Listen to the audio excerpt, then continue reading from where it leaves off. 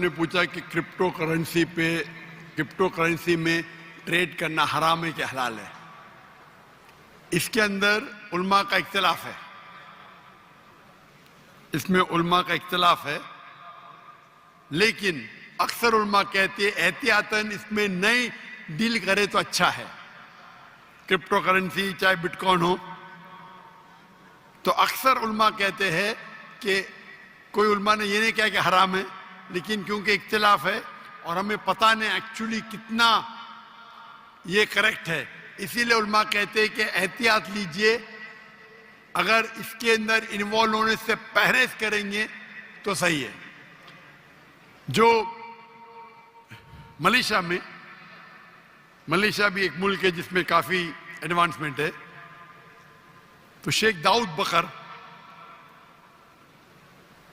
आज की दुनिया में मुफ्ती तकी उस्मानी इस्लामिक इकोनॉमिक्स में नंबर 1 है, नंबर 2 है दाऊद बकर। तो मलेशिया में रिसर्च किया गया और जो मेरे इल्म में है वो कहते हैं कि अगर क्रिप्टो करेंसी इस शराइत के ऊपर है और ये हो सकता है तो हलाल है।